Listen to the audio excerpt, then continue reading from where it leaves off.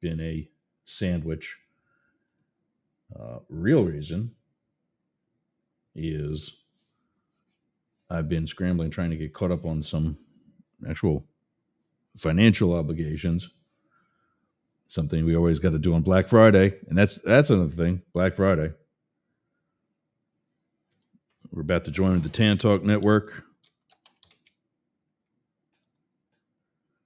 and get going with the rest of everything we got going today.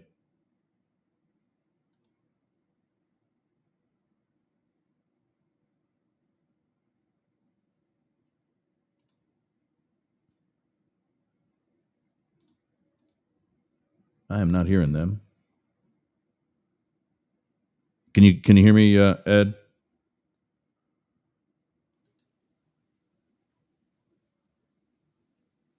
All right, let's do it.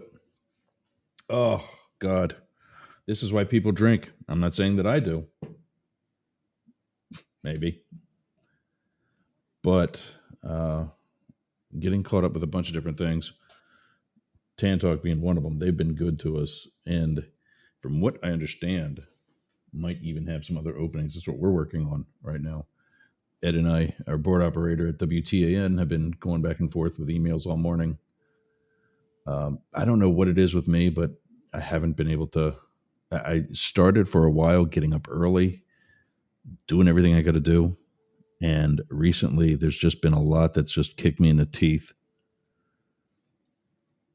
And the phone systems for a while were actually one of them. That was the biggest thing today, as I spent most of the morning trying to get that unscrewed up. That's actually working. So we can take the Happy Thanksgiving down off the video. It's not Thanksgiving anymore, but it is a day open with phones. And we always welcome 1-888-88 Yergs. We had our new phone system was operating through Chrome, and we had a bunch of calls the other day that didn't go through.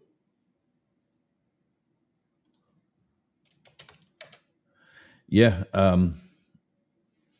our board guy in the WTAN is saying that Restream gave him grief too.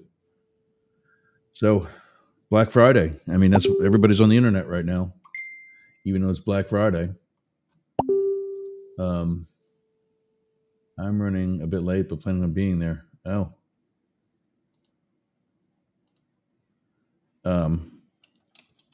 Restream was giving grief, but I thought you guys were off today. I'm getting both Blake and Matt trying to check in.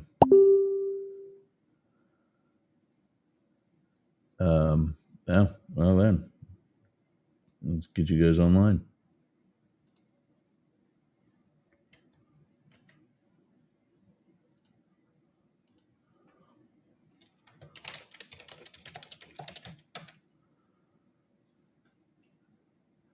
So, all right, that's better. Wednesday on translating Trump, it was just me. No, Philip was here. Yeah. And we talked about some of the guys that left. There's Blake, speaking of guys that didn't leave. Yo. Let me get rid of that. What's happening? Not much. How are you doing? You look like you just woke up too. A couple hours ago, but yeah. Yeah. I was just saying, I don't know what it is. When I first moved here, I couldn't stay in bed past 7:00. And I really wanted to get up and do different whatever. And I love that. And then I don't know what happened, but life changed, and I was no longer the morning person that I never was in the first place. And now I got back into it within the past couple of weeks, and I've been getting up and getting ready for the 11:00 show, everything. But within past couple of days, I'm beat.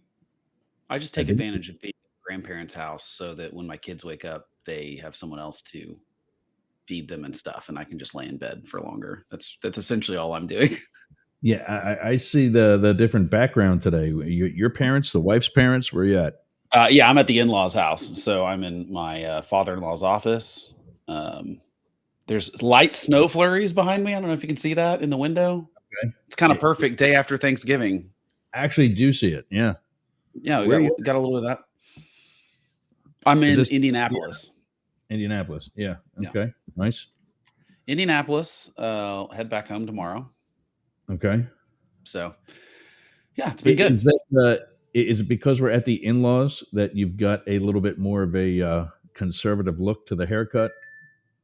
No, I just took a shower like an hour ago, so it's still kind of wet. So it's just still slicked back and It's not just still, flopping yeah. to the side or I didn't. anything. I normally dry it, and I just didn't have a hair dryer down in the basement bathroom, so I didn't dry it. So Okay. Yeah, I'm in those living situations too when I go home. yeah, There's two sofa beds in my parents' basement with a downstairs bathroom, none of which is really heated. I've got a bed. It's just that I everyone else is in the bathroom upstairs, so I go down to the basement to get ready and stuff. It's we don't need all of our stuff in one bathroom, so Yeah. Then in my mom and dad's, it's a log cabin, and my mom and dad's bedroom is on the main floor, and their bed, walk-in closet, and bathroom is like a third of that floor plan. And then there's a big living room that's in the middle third, and then the other end of the house is the kitchen and dining room. If you can visualize that. mhm. And then in the upstairs, that one Is end wait, is third. this in where is this? Is this in Florida still, That's or in where is this? Pennsylvania. No, Pennsylvania. Pennsylvania. Okay. They're probably seeing the same weather you're seeing. Yeah. So Just yeah, we're seeing probably a little bit of the same stuff, which I like. I mean, the day after Thanksgiving, a little bit of snow. Who's yeah, complaining about that? yeah, whatever big cold front is coming through and giving us potential icy temperatures down here. Damn it! When I finally got some money and working on my jet skis. Florida people are freaking out right now. It's like 60 Yeah, degrees. They're like, "What are we gonna do?" yeah, The air conditioners are not worrying. You've got all sorts of people buying heavy coats for the 50 plus degrees that it's hitting in Florida this week. yeah. God My parents Godspeed, Floridians. is, is a 3-bed, 3-bath house, but with the sofa beds in the basement, it adds additional space. So between my brother and his family, who live at the bottom of my parents' driveway is like a quarter of a mile long to get up the side of this mountain. And my kid brother just built a house at the bottom of it.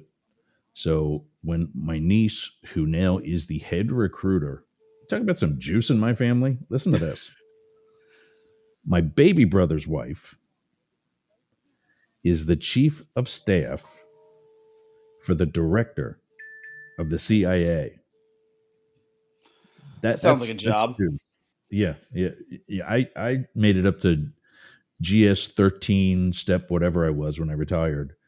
She left the GS pay scale and went to SES. Okay, here's a That's question like about that. that's Like like what all when the you're cabinet members and stuff are on. if you're the chief of staff of anyone at that level, do you have to have the same security clearance as them? How's that work? Yeah. Oh, I Yeah. had top secret. Yeah. So you have to have the same security clearance as so if you're the chief of staff of anyone, you're going to end up with the same security clearance as that person because obviously you're having to work on all their stuff all the time. Or is Yeah. there anything Oh, that you're left 100%. out of? Yeah. Yeah. She knows stuff. Yeah. That'd be Yeah. fun. Yeah. I mean, that's why I had a top secret security clearance. And why I was read into one of the other programs was because when I was with Hillary Clinton, she was the Secretary of State. Yeah. And So I you're would gonna hear some receive stuff. the daily briefing, the presidential daily briefing from the president, or that they write for the president, Yeah. got as well. So the CIA would pull up in front of her house and unlock the suitcase from their wrist. I mean, just like spies like us. And then she'd throw it on an email server that was in that house. So Yeah, all for naught. he actually, when they bought that when she became a senator, Yeah. and I don't know if they had it Because she in had there. to live in New York to be a New York senator. It's weird. Yeah, Yeah. Well, no, but the house I'm talking about was on Massachusetts, right off Oh, right, Massachusetts, in DC. Okay. by the Italian embassy, right through the woods. If you go out her backyard, you go to the New Zealand embassy and the VPR, the vice president's residence, the Naval Observatory. For those that are in DC and know their way around, everybody knows where Hillary Clinton's house in DC is anyway. VP's residence probably doesn't get as many visitors as the White House does it. It's a little more low Not key. psycho visitors, no. Yeah. No. Not people running to the front door, jumping the fence. But yeah, I had to have an upgraded security clearance just to receive that suitcase and carry it in and set it down on the bench in the front door. Well, I have no security clearance, so there's that. Matt's bouncing in and out. Matt did. Slow internet. There he is. Matt, you're not working out today. How was your Thanksgiving? Oh, I am. Just oh, you are. That looks virtual. I didn't have time to move down there this morning since I'm running a little bit late. I just wanted to pop in and say that Social Security tax is theft. That's why. Okay. Happy Thanksgiving. Were you talking about the tax on Social Security benefits or just in general? The tax the whole on thing? Social Security benefits, yes. Yeah, I mean, I generally would agree with that, except that I think that right now is not the time to further not tax income. It's never the time, Blake. It's never the time. It was in 2000 when we had a balanced budget. That would have been a good time to do it. It would have been a better time to do it, sir. It would have been. Because I really do agree with you. You've already been taxed on that income, right? It's literally tax is what it's supposed to be, and then you get taxed again on it as income, even though they claim it's not income. It's very strange. I agree. It doesn't make a lot of sense to me. Let's burn the boats, guys. Yeah, I mean, I just saw today Vivek Ramaswamy and this Doge committee. My dude. Calling it. He is flat out saying they're going to scrutinize a loan that was made to a company that is a huge competitor to Tesla. Yeah. How is that not lawfare that you've been bitching about for the past 6 months? Well, here's the thing. I actually think that some of that was the Biden administration being pissed at Elon Musk. It's like there is some shady stuff going on there. Now, I mean, I do think there's clearly 100%. A conflict of interest on Elon Musk touching departments that he has contracts with his companies. I think that's now. Here's the thing: he has no power whatsoever. So it's not actually a conflict of interest because all he can do is go recommend something. Now, some would say that's a conflict of interest, but what's the difference between that and lobbying? There's not really a difference, right? So right. There's not really he's not getting paid. It's not a real government agency. He doesn't have any power of the purse. It's a consultant gig essentially. So it's really like lobbying, except he's not getting paid. So I actually don't see there's it's like a conflict of interest, but there's not really one because he's not really working for the government. However, I will say the Biden administration did go after Tesla and Elon Musk for some stuff, but was giving handouts to other electric car companies. And I think it's pretty obvious that if you want electric cars to be a thing, if you want them to be more popular and bought more, Tesla has done more for that than any other company in the world. Yeah, but 100%. But so hold on. This is where Elon Musk gets all the credit for having done this, that, and the other day. Elon Musk hasn't done squat. Elon Musk took that company from bankruptcy to one of the top 7 companies on the index. What are you talking about? Oh my gosh, are you going to be that guy? How did he do that? Because he's a smart manager. Yeah, but but he has the money to do so. So you can't say that's not in existence. That's it. Stop. No, stop. Elon Musk is clearly. We had this argument last year. I know this is ridiculous. You clearly listen. You've got such Trump derangement. This guy is a generational CEO innovator. Fair. If people want to give Steve Jobs grief for not having the technical ability to, no one gives him that grief. Yes, they do. No one but idiots give him that kind of grief. Agreed. It's clear that Steve. Okay, hold on. Wait. Yergs, I work for Apple. Hold on. Tesla, the grief that they're getting because of what Elon Musk has done. Yergs, look at Apple. Steve Jobs leaves. They essentially are going to go bankrupt, except Microsoft has to buy a part of them so that they don't have antitrust issues. Steve Jobs comes back in and develops the new iMacs, hires the best designer, I think, in technology that's ever happened, Johnny Ives, creates the iPod, creates the iPhone, creates the iPad. All of that happens under Steve Jobs. That Apple almost goes out of business when Steve Jobs is not the CEO. You cannot pretend that he's not important to that situation.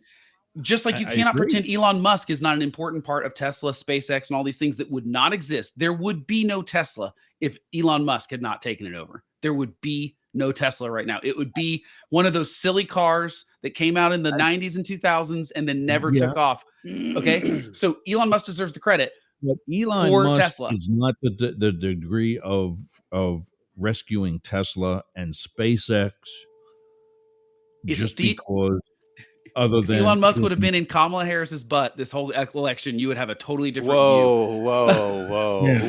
Yeah, because, you'd have a different view of him. I liked him. I didn't care who he was supporting.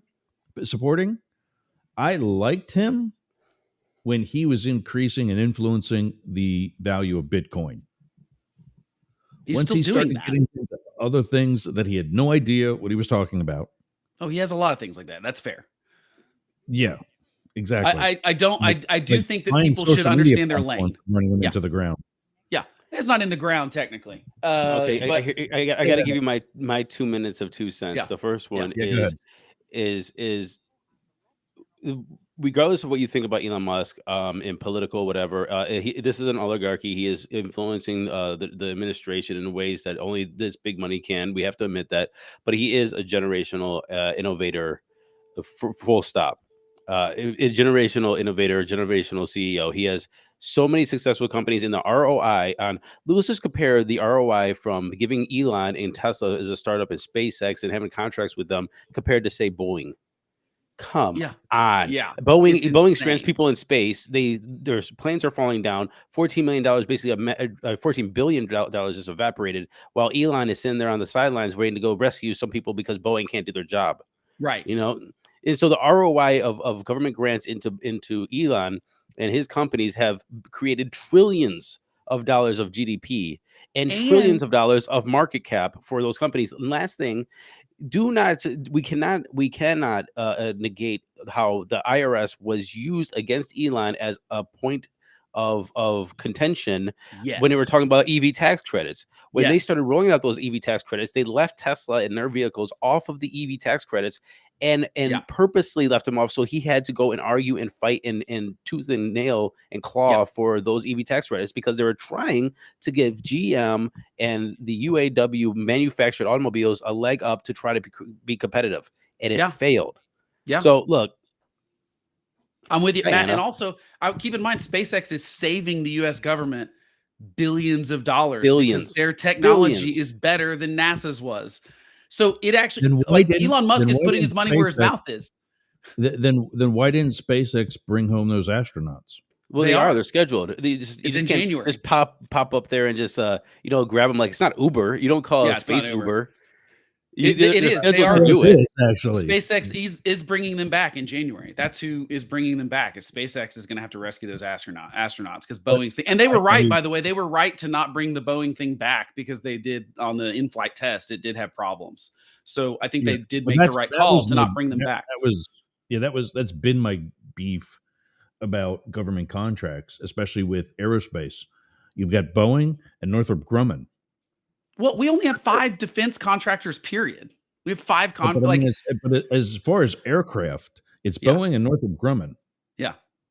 Like who else is there? That's it. That's what I'm saying. There's only 5 total. Those are 2 of 5. There's only 3 other ones in total of the DoD.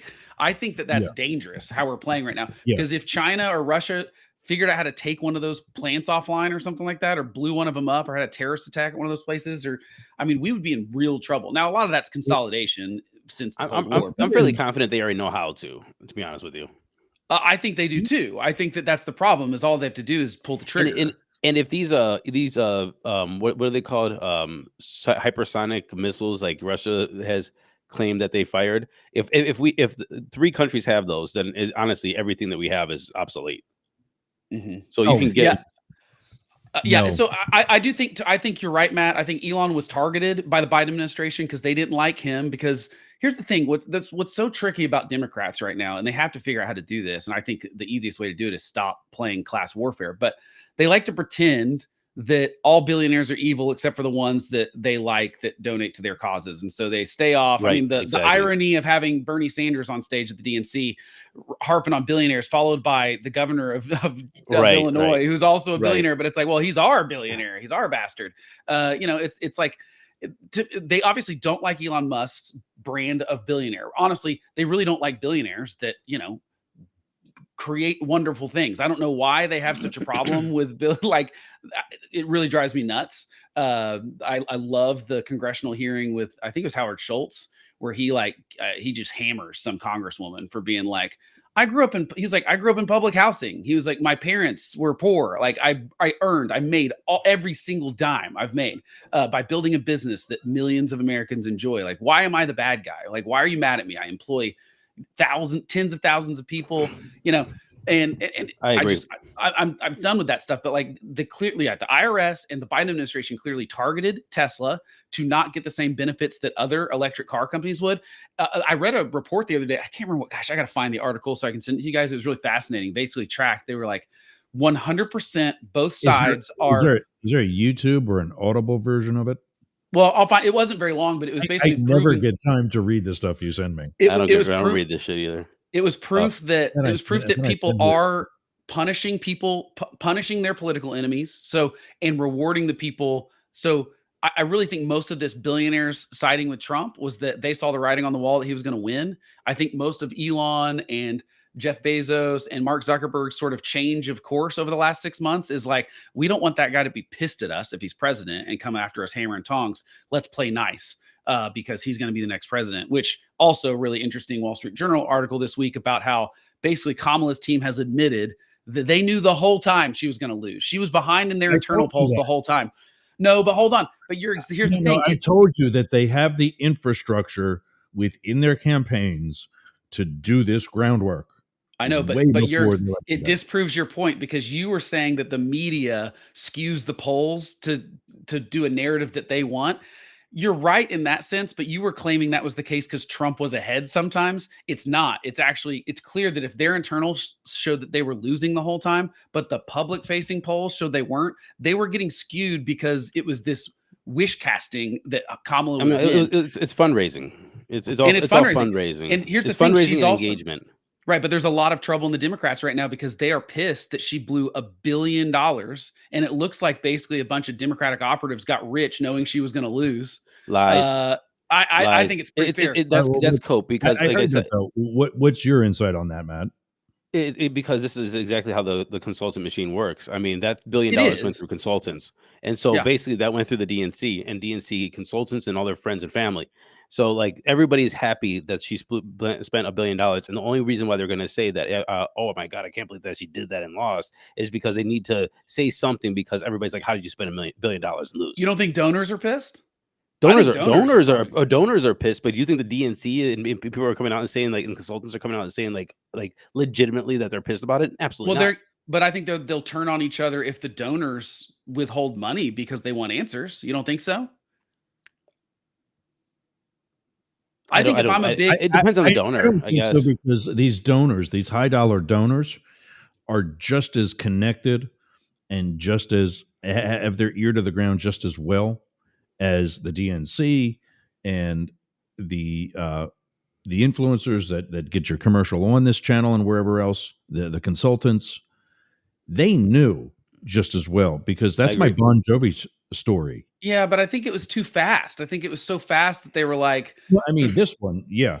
But back in 2004, I Bon Jovi and I found out why he was kind of an ass is because he already knew a week before the election they were going to lose. They weren't going to receive. And I get that you have to play a game there. I get that like you're not going to tell everyone that your internals show that you're losing. However, if you're still, to me, if your internals show you're losing and you're donating $500,000 to Al Sharpton's charity so that you can be on his show or the friendly interviewer, there's some shady stuff there that I go, this sounds like pay to play.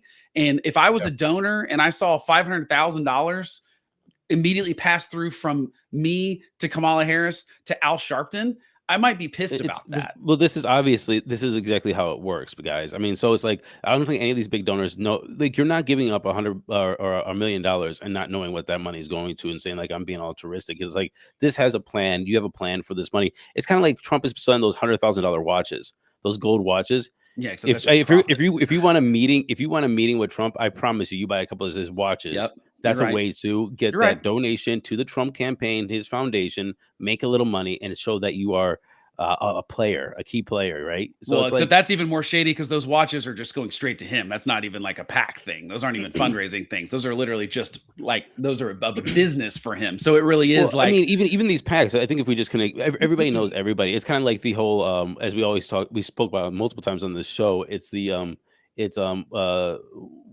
Omar's husband, that was her consultant, that ran $1.5 million through, or whatever it was, $1 million through her consultant, or going down to Fannie Wilson or Fannie Willis down in Georgia, where her boyfriend was getting all the contracts for the courthouse in these court cases. This is how it works, and nobody in the DNC and consultant agencies and all these, what they call them is preferred consultants. They don't care, dude. They're like, oh, you spent $1 billion? I'm stoked. Right, but you really think I just feel like donors will eventually stop giving that money if they're not winning and they look like they're spending it really unwisely. I'm going to get you're going to spend an just absolute ton of money during a campaign, dude, but like this is $1 billion is just an astronomical amount of money. But here's the thing: is like if you go back over time, the money in politics has continually gone up and up, and after Citizen United has gone up and up and up. They have cracked the code of how to money launder and evade something and do some shady business on the back end that we should probably deep dive into and figure out how all this works. But it's going to continue to go up. You know who the only people that are going to get mad are the $20 donors, the smaller dollar donors, and they're still giving because of hopium.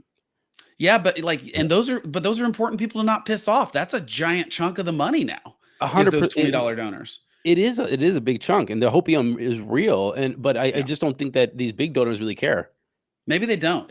Maybe you're right. I mean, at the end of the day, it's about volume. And honestly, the way a consulting or a money raising service would happen is that this is what they're doing is they're getting money to raise money to spend more money through their services, their consulting services, to raise more money. This is like the whole game is to spend what you get to make more money. And so they really care about your $20? They don't really care. What they care about is the big group of $20 donors, so they can put more money into the system, where it's ad buys, where it's marketing, where it's the commercials, where it's the memes and all that stuff. That's where they're making that is just a huge cycle and wheel of getting money back into the system, the people that they know. Okay, so here's a question then.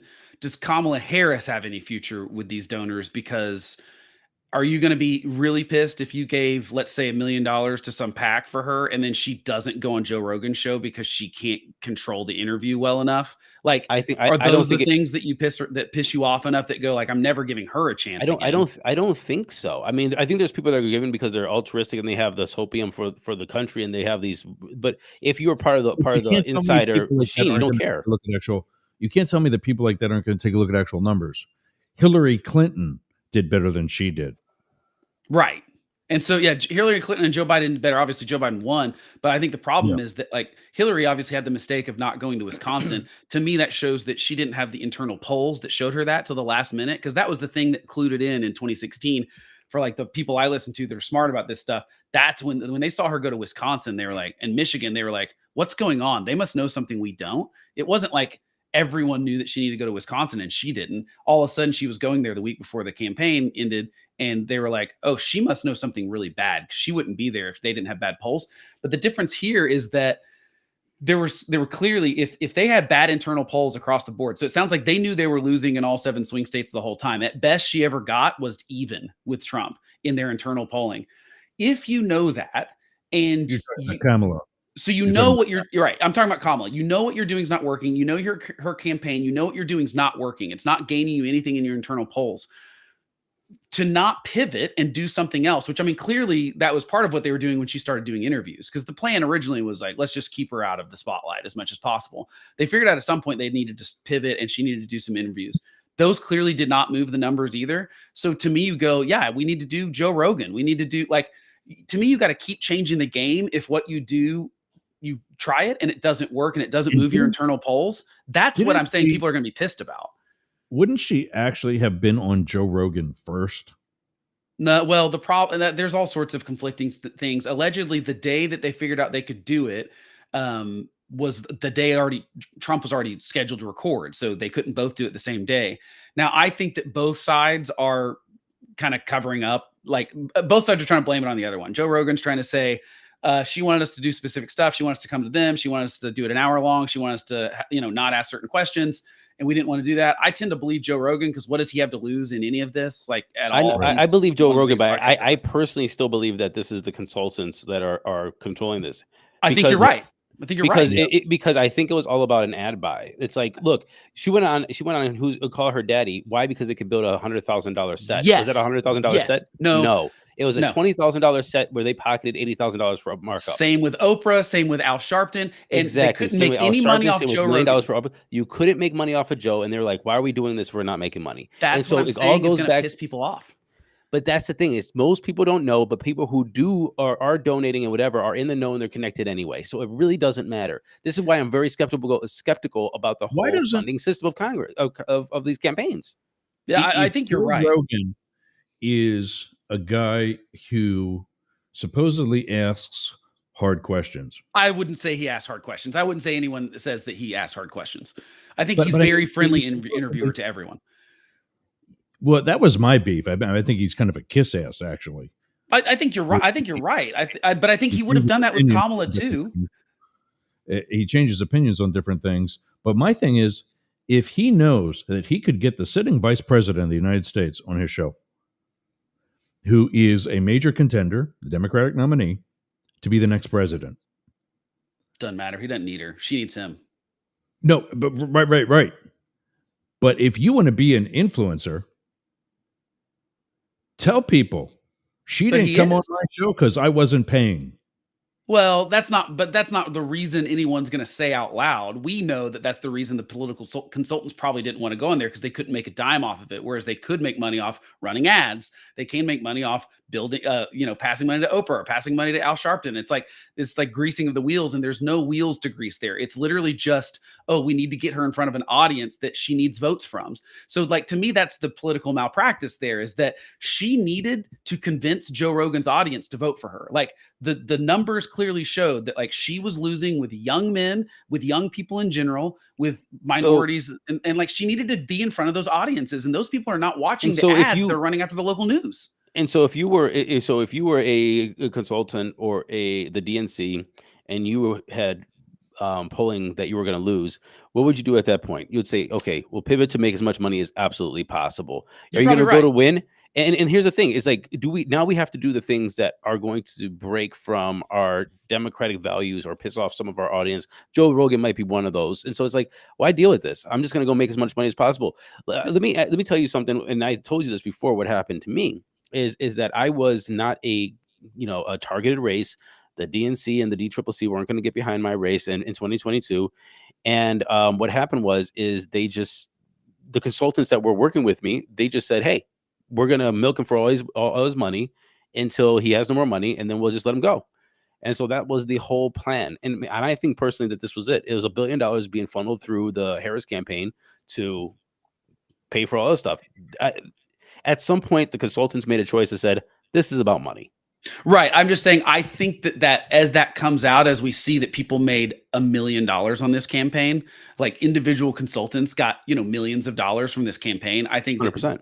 I think there will be a backlash from some donors, and I think there will be a backlash in the media. I think there will be a backlash from just run-of-the-mill Democrats that go, okay, if you knew you were going to lose, and you I kind of disagree because you just said Bernie Sanders is on the same stage as a billionaire Pritzker. Yeah. So it's like the hypocrisy is there. You're right. It is. And maybe that's it's just like, is it our guy or not guy? And then, of course, and this goes back to my campaign and me running. I had to deal with so much cope. I told all kinds of people, like when Biden said he was going to run again, I said he was supposed to be one-term president. Democrats came out here and said, he never said that. And I said, he said transitional. Well, he never said one term. I said transitional. What do you think that means? You said it was going to be a bridge. I mean, come on. Yeah, it was going to be a bridge or a transitional or whatever. And everybody was giving me so much. Why? Because it's their cope. When it came to him dropping and people calling for him to drop, everybody gave me so much stuff because it was their cope. And then when Harris came up, everybody just piled on Harris, even though there was no primary, their cope.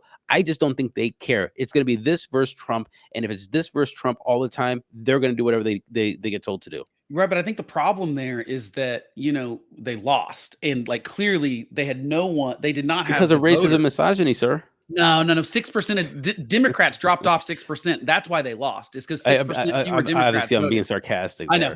there. Yeah, I'm but saying- not necessarily. When what was it? Stephen Miller, the one guy who's now the deputy chief of staff or whatever, goes out pandering just for male voters Well, but Kamala Harris did the same thing. What's the difference? because she's a woman that There's is no already no taking look.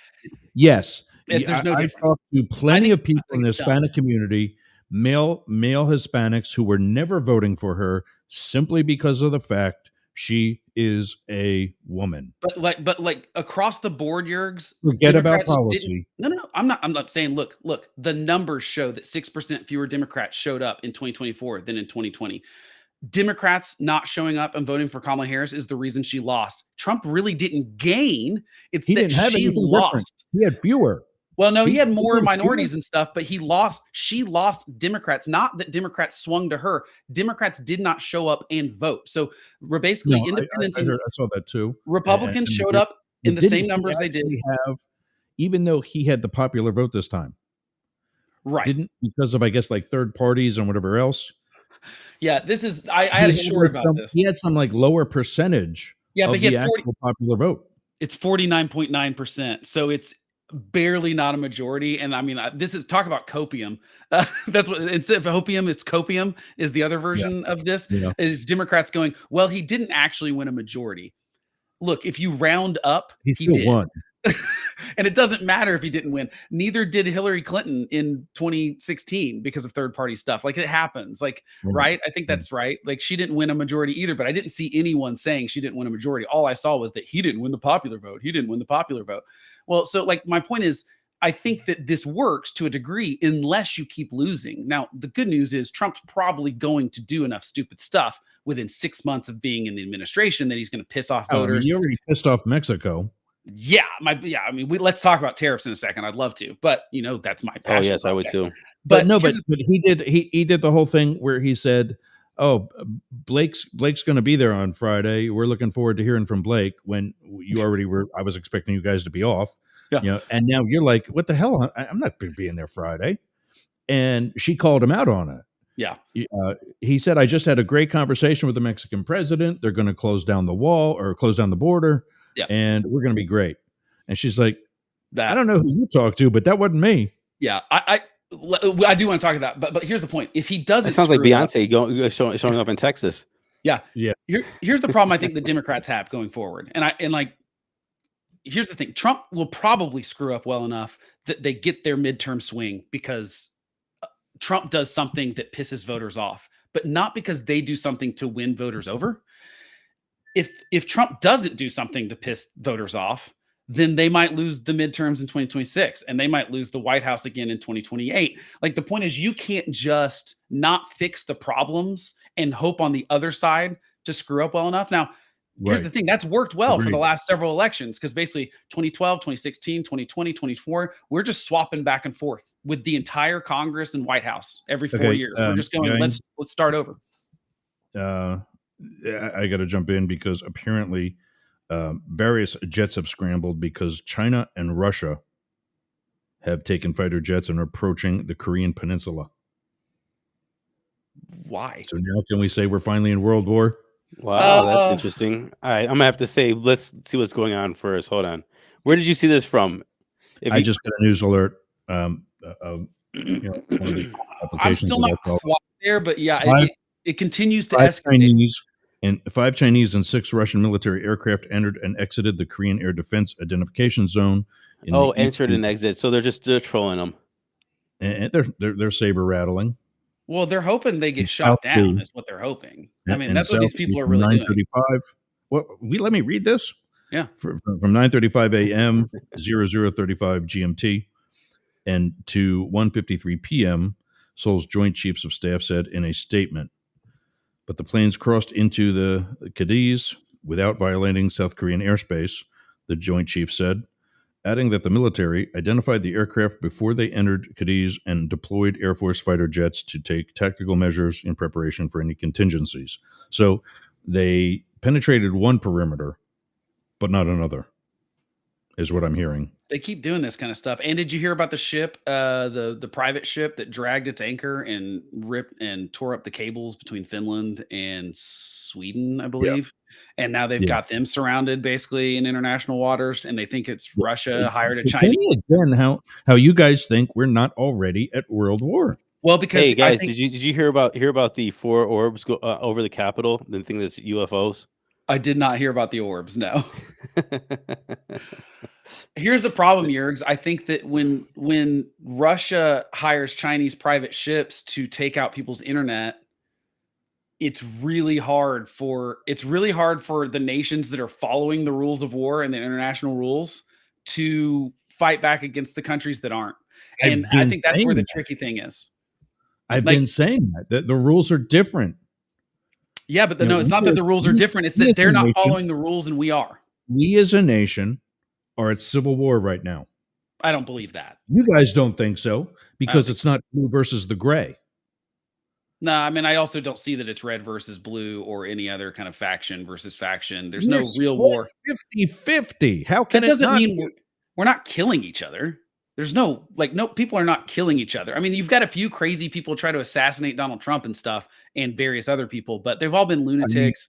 I mean let's be honest. That it's not that they're that crazy considering what the knucklehead's been saying. No, they are crazy. I mean, these are people with mental illness problems. The people that try to shoot Trump did that for 21 years. No. Look, right, I know, but like these people that tried to assassinate Trump, the guy that tried to assassinate Kavanaugh, the guy that showed up to Nancy Pelosi's house with a hammer and beat her husband up. Like, these are not sane people. These are not people that had like a tactical plan to go take out the enemy. So it's not a civil war. I think that kind of. I'm not talking about that. I'm not talking about that. I'm talking about the things that we've been talking about for the past 47 minutes. Yeah, but I don't think those are things that are billionaires on one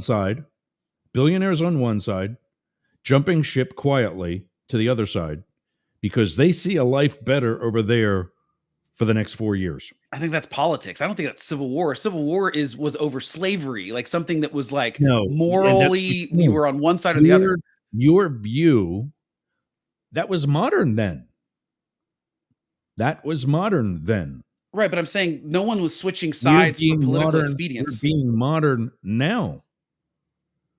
Vivek Ramaswamy is blatantly saying we're going to investigate Tesla's biggest competitor and shoot down the loan that they were given by the government. Oh, I think political targeting of enemies and benefits to friends is happening. That's what I was talking about earlier. I was saying that's what that article was about, was that it's very clear that like people are being punished for not donating to, like, big donors are not just getting rewarded, but people that don't donate are getting punished. And so that's why these businesses are having to change the way they play this game, because Democrats and Republicans are punishing them for potentially backing their opponent. And I do think that's dangerous. I don't think that's civil war, though. I think that's really gross politics. We got to do 2 specified episodes now. One on Hitler and Trump. Okay. And another on Civil War and World War III. Let's do one of them next week. Versus not. It's gonna be a slow news week. And I didn't think you guys were going to be here today, or I'd had your pizza ready for you today. Well, I'm in Indiana anyway. I don't know what the good pizza place is. Not only that, but you both said you're going to be stuffed with leftovers too. So that's true. I'm going to have a turkey sandwich. Let's do that. Let's do one of those next week. You tell me which one. I'd love to. I'd love to take. So wait, I have a theory that it's not. We shouldn't be comparing Trump to Hitler. We should be comparing Trump to Coolidge, because Coolidge was the president before the Great Depression. His economic and his America First, even though tariffs were a big part of downturn for the markets and the economy, and further exacerbating the Great Depression. So. I think that might be a more apt comparison, unless you really think he's going to start killing 6 million of a certain ethnic class. He's too lazy. He's already up to 1 million. He's already up to 1 million. Who has he killed 1 million people? He's talking about Have you COVID. forgotten about Oh COVID my already? gosh, you're talking about That's COVID. my It's ridiculous. point. It's not like he's putting them into an oven That's ridiculous. or a gas Comparing chamber. COVID, our numbers were the same as other countries. Nothing in fact, Operation Warp Speed is the reason, like, saved lives. So if anything, it doesn't make any sense. And what happened with that? It saved lives. Like, it did. It doesn't matter if he tries to What distance himself from it now. What demographic is anti-vax? But that doesn't. If you choose to not take the vaccine, and you die, demographic is anti-vax? They're coming Well, after you, Democrats your were originally- demographic. the left was originally, and then the right took it up. Now it's more of a right-wing thing than it was. But it was an elite left-wing Much rich more of a people right-wing thing. thing. It was a Robert F. Kennedy Jr. thing is who started. Like, that's the class that it was. It was elite, rich, millionaire leftists that really were the anti-vax crowd first, and it caught on in the right too. But here's the thing: if someone chooses, I gotta take a break. Okay, take a break. Yeah, I got to take a break because we got to get these out. We got a new sponsor, new affiliate, new sponsor, Constant Contact. I'm loving what they're doing already. You know, it's not the same Constant Contact that it was 10 years ago. So 99.1 WDJY, and you got to bail. Oh, okay. In 30 minutes. 99.1 WDJY and Tan Talk Network, WTAN, WDCF. It's up the middle. It's Friday, Black Friday. We'll be back after this. I've finally begun to reach out to my own listeners with Constant Contact. Use both my link and promo code CyberWeek24 and get 40% off your first 3 months. 40%. But more importantly, you'll have all the same benefits and tools that I do. All the same templates and all of the same success. So get my Constant Contact link where you get all of my links by going to yergs.com. You still have time to reach out to your contacts in time for the holidays. Go to yergs.com, click on my Constant Contact link, and use promo code CyberWeek24 for 40% off. Remember, you need both my link and the promo code CyberWeek24. Yergs and Constant Contact. We deliver success.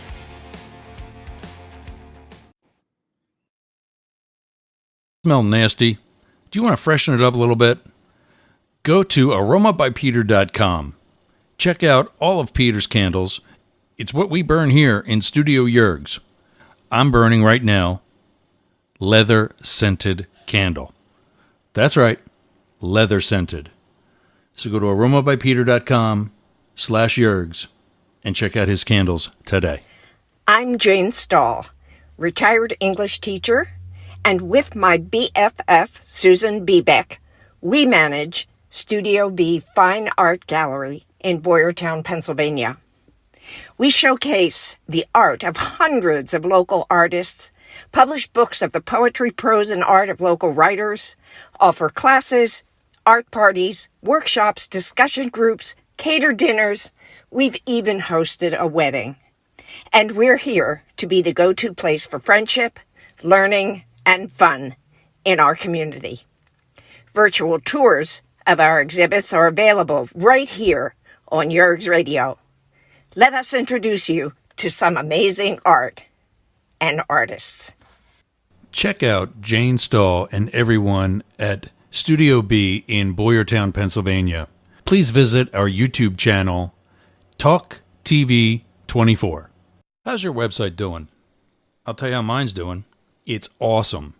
Yergs.com is gotta be the best website for anybody in podcasting or any sort of broadcast solo journalist like me.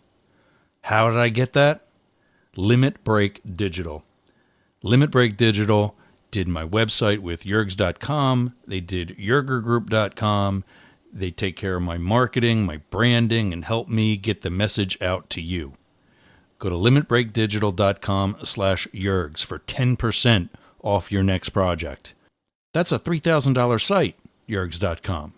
And you can get 10% off that by just going to limitbreakdigital.com/Yergs today.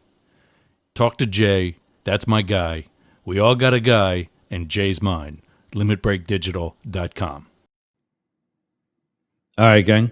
So right now, you're seeing what's called self-syndication. I'm on WTAN. I'm on WDCF. Supposedly on WWPR, although that system's not working, and they were sold. So we know that the Christian group isn't going to like us. Also on WDJY in Atlanta, a bunch of internet stations. KSHP in Vegas. I got to check in on them, make sure they're not screwing up today. And I'm actually paying for that. It's called self-syndication. And if you're listening to us or on the video portion watching us, and you're going, well, Jesus, I can do that. Yeah, you can. And right here, for those of you in the Tampa Bay area, WTAN is definitely a place to do it. Go to tantalk1340.com. That's their website. You can listen to us there if you're not at yergsradio.com or watching the video. Go to tantalk1340.com. And in the middle of all the tabs, in the very middle of the row, is host a program. Takes you everything you need to know about you putting your own program together, whether it's live, pre-recorded, whatever you want to do, and get your voice on the radio. They've had me for the past couple of months, have been very supportive, very cooperative, and I definitely would not be growing without them. So WTAN, WDCF, go to tantalk1340.com and do better than us. That's your challenge. All right, let's get the guys back out here for whatever time we got back with them. And there's Matt in the bathroom. Maybe. No, there he is. Different background. What was that one? What do you got there? I feel like I'm in Dune right now. Yeah, it does feel very Dune-ish, yes. Yeah. I feel in Dune. You could call me Muad'Dib from now on. And you get the Jedi cloak on there. Just no Jedi, sir. No Jedi. Just Muad'Dib. Just call me Muad'Dib. Yeah. While we're wrapping up with the Tan Talk and WDJY, you can get Blake at thehomelessconservative.com is the website for his podcast, and Blake at thehomelessconservative.com if you need to send him some anger porn or hate mail. And Please don't send me. Matt at dailycryptonews.net and info. You can send me the porn. Send it to Matt, yeah. Anger porn is when people, that's David Beckmeyer's thing where he talks about people who just be angry just because they're addicted to it. You can get us all. Oh, this is anger porn. Oh, no, I don't want that. Yeah.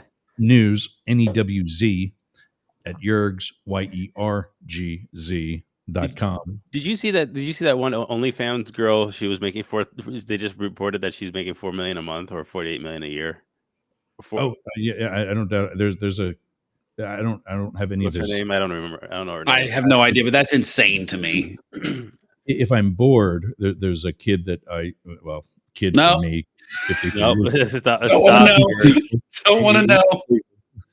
Don't want to know.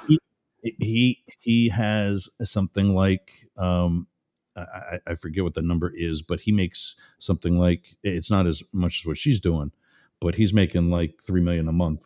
No, I can't imagine. Maybe I'll start selling pictures of my feet. The different places he shoots at are the different houses and condos that he owns around the country. He's 26 years old. We're in the wrong business.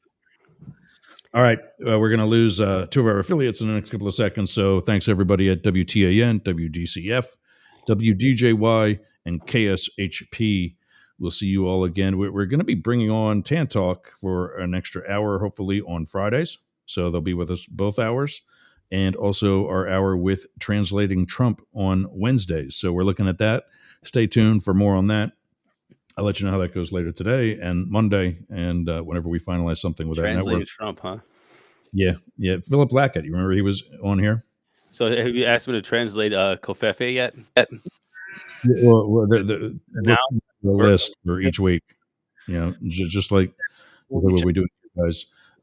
So yeah, I think we're going to be saying goodbye to everybody in the next 2 seconds. I'll see you guys next week. Have a great weekend. And there they go. Alrighty then. We can talk about tariffs for 20 minutes. Yeah. Sure. You sure? Do you want me to own you? No. He's not even president yet, and he's already potentially. I mean, not that we expect anything else. Okay, so I'll start the conversation. I have 3 thoughts here. You gotta give me 2 minutes. Okay. The first one is we just got to remember the Trump administration back in 2016 and 2020. He does this all the time. He would say things, people freak out to say he's going to do it and he's crazy, blah, blah. He never did them. He just would say things all the time. And I don't see that this being any different. Look, you would have to be complete, and it's not even if you think he's an idiot or not. Nobody's going to let him put a 25% tariff on Canada and Mexico, our biggest trading partners by far. And everybody's like, they're going to tax your avocados. They're going to put a tariff on your bananas. It's not going to happen, y'all. This is not going to happen. So don't worry. It's not happening. Second of all, he probably is using as when it happens. Then we'll deal when it happens. You have no control about complaining about it right now, and I don't think it's going to happen because it's almost like we have amnesia about how the guy acted for 4 years. The second of all, this is leverage. This is leverage of as trying to find how do you leverage and I think this is something that people, the presidents, don't do enough publicly. Leveraging the United States economy, power, markets to get the things that we want out of other countries and get them to do the things they do. We don't have to use gunboat diplomacy all the time. Just say, hey, you want access to our markets of our biggest economy in the world? You got to, you do some things for us. That's number 2. I don't disagree with it. And finally, number 3, we just have to look at China and how China has developed a lot of their industry, and that was a lot by tariffs. It's like, hey, do you want the things that are coming from abroad?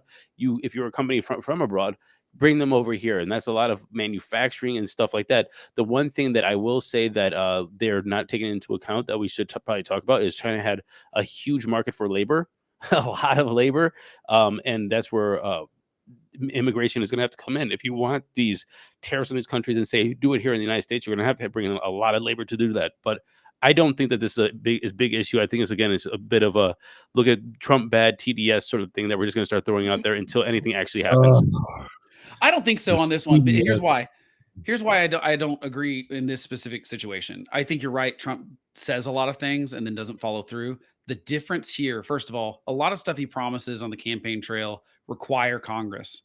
And it's pretty clear that the Senate, at least, is going, no, we've got some control here. And if you're smart, you'll listen to us because we're going to do things that are going to be better for you anyway. So like Gates dropping out is obviously a situation where the Senate said, you're going to lose this fight. Why even have this fight? It's stupid to have, don't have this start your presidency.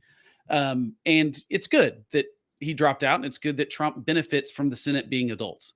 The problem with tariffs is that Senate and Congress really don't have to be involved in almost any tariff stuff because they've given all that power to the executive branch. That's an interesting topic that we could talk about for a long time, is like who really should control tariffs, because there was certainly some graft going on when it was Congress, because it was like favors for my friends and not favors for my enemies, and that's not a good way to do it. So they kind of gave it to the executive branch. I don't know that really one person should be in charge of implementing tariffs that could wreck the entire United States economy. Because the problem I see with Trump is that I always say he's got no principles and he has no ideals, and he's really just he just changes his mind. He says whatever he wants, whatever's good for him in the moment. The exception to that is that he has always been skeptical of free trade for as long as I've been alive, since the 80s.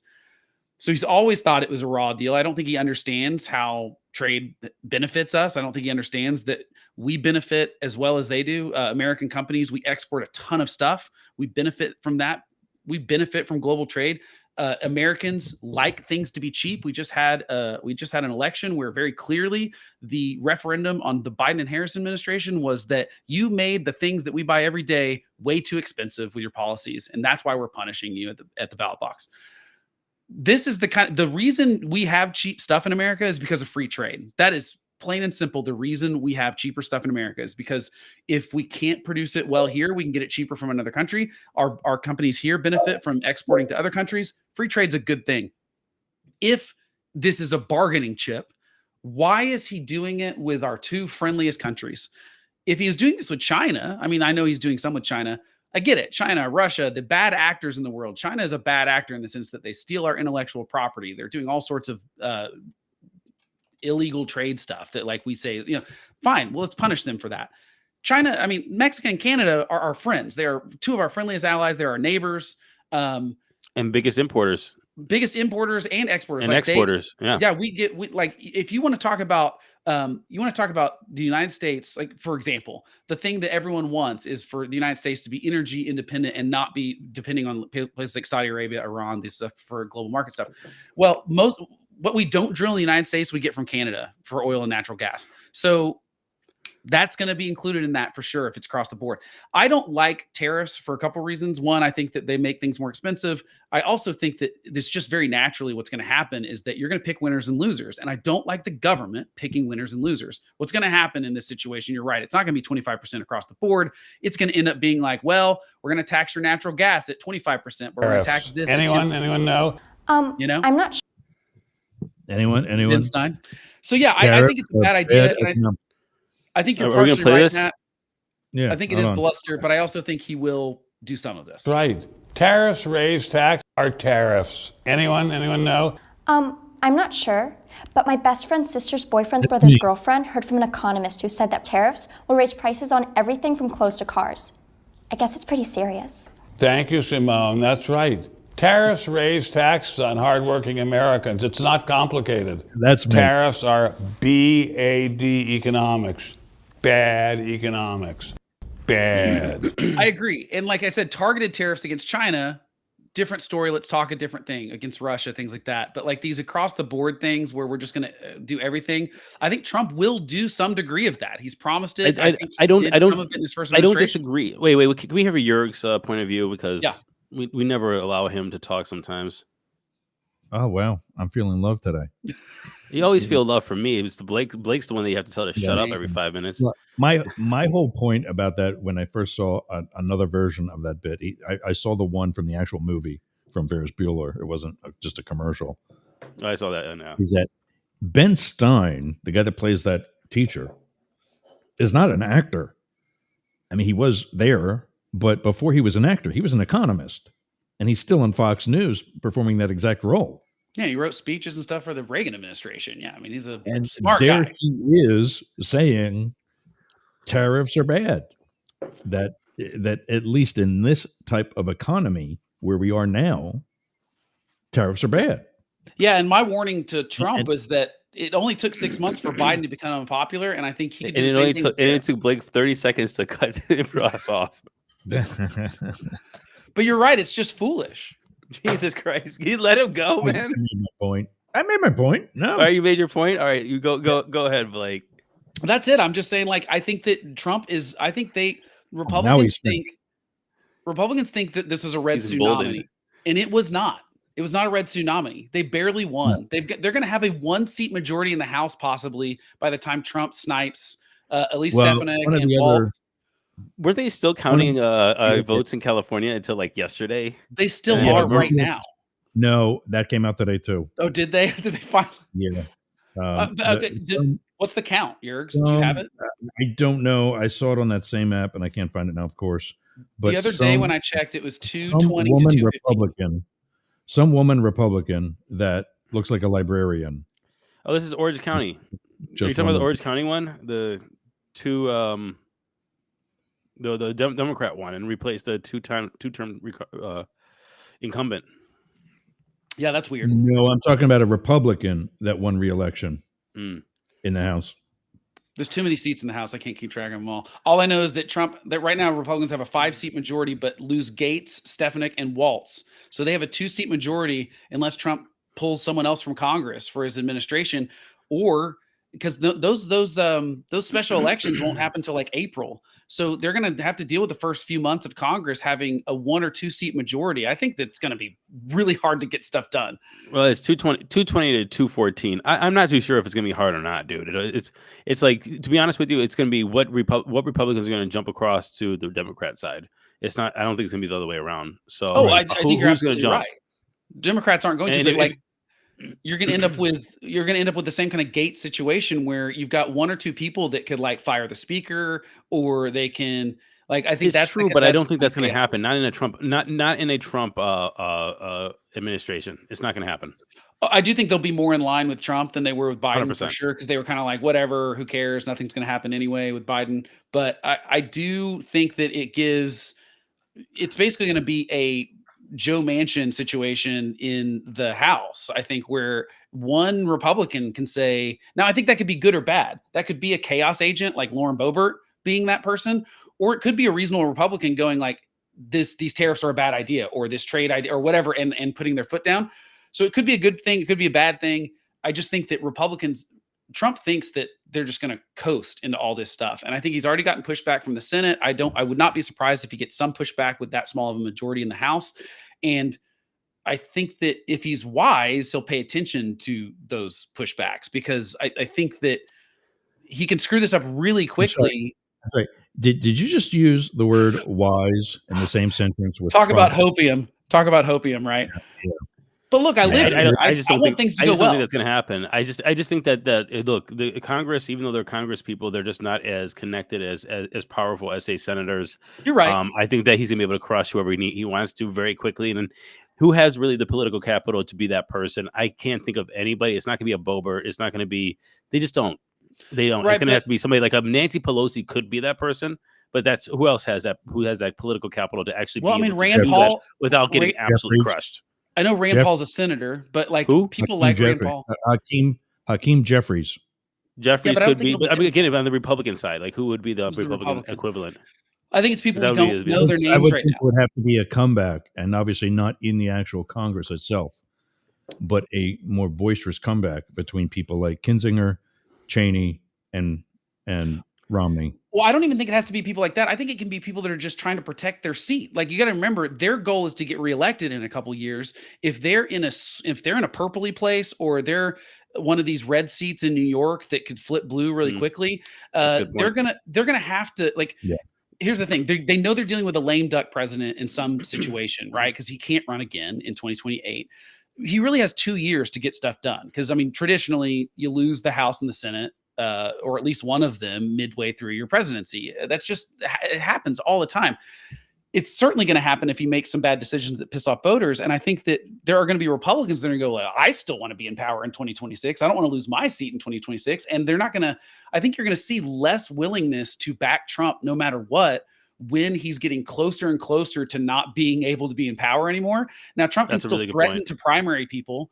That's the threat he's doing right now, is basically we're going to primary Well, it looks like, yeah, I mean, we know the primary, and that's very effective. But I also think like Trump is gearing up for the first 90 days. He knows that he has to go in there guns a-blazing.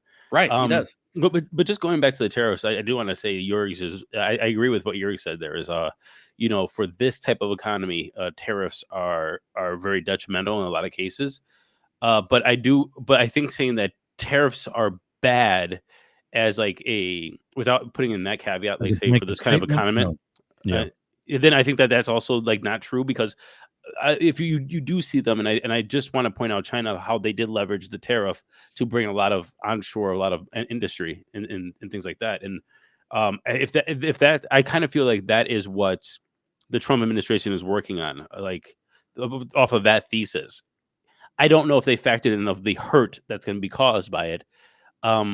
Well, because they're pretending like we're not going to have any retaliatory tariffs. They're pretending like none of that's going to happen. They're also pretending that the countries pay for it.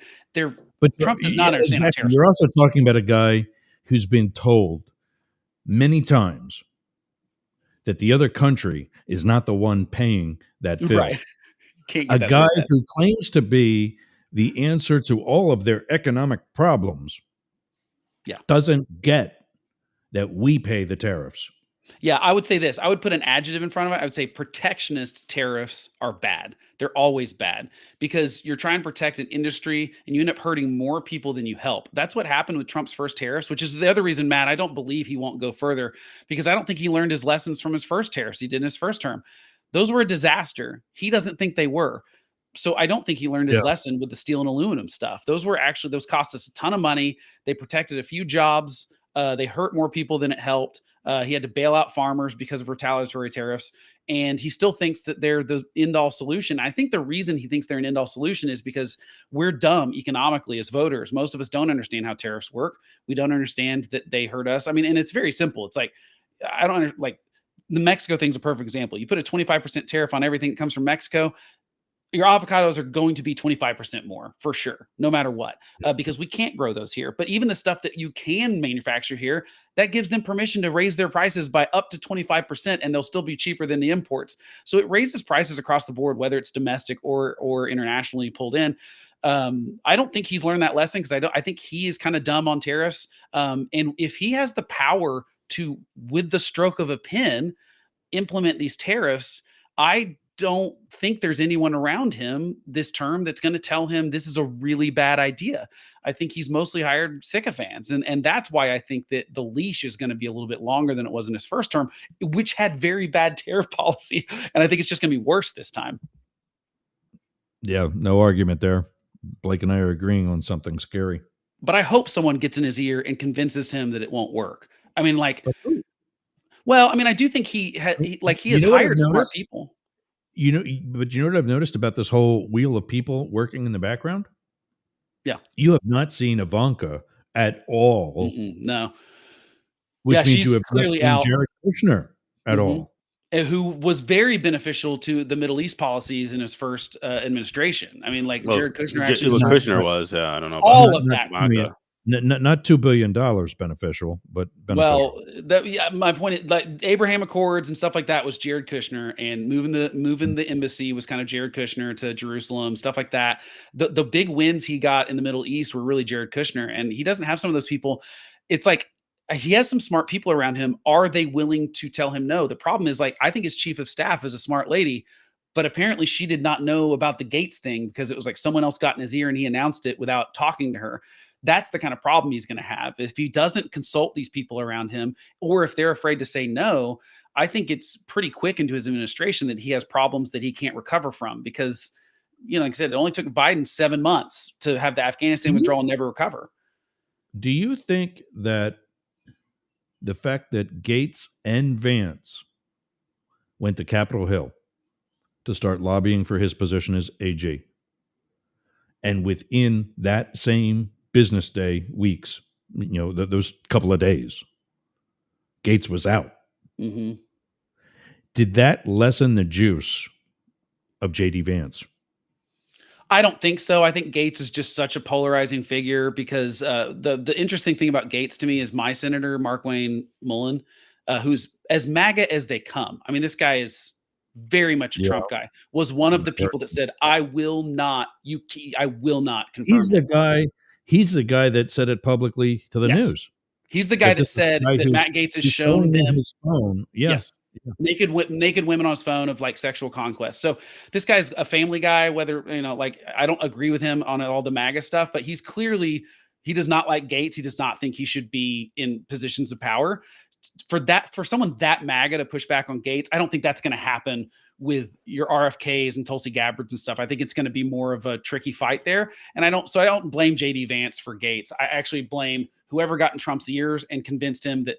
I'm sure JD Vance knew that was an uphill climb and he's just being a good soldier. I think JD Vance probably knew that was a doomed path. I kind of feel like, again, maybe this might be just my own contrarian opinion, but I feel that people are sleeping on the political clout of JD Vance.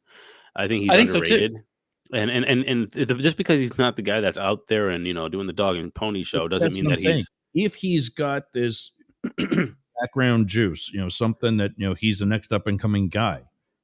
Should it have at least lasted longer so that maybe he's not the one that's going to take the blame for not getting gates. Unless, I mean, I think that we're under the assumption that he was literally doing what you think he was doing, and I'm not too sure that was the case. I'm not convinced either, because I think if the decision really happened the way it happened, where someone got in Trump's ear, he made the announcement without his chief of staff even knowing. It's obvious JD Vance was not in on this either. I think probably a lot of people in Trump world were like, this is going to be a disaster, but let's go see what we can do.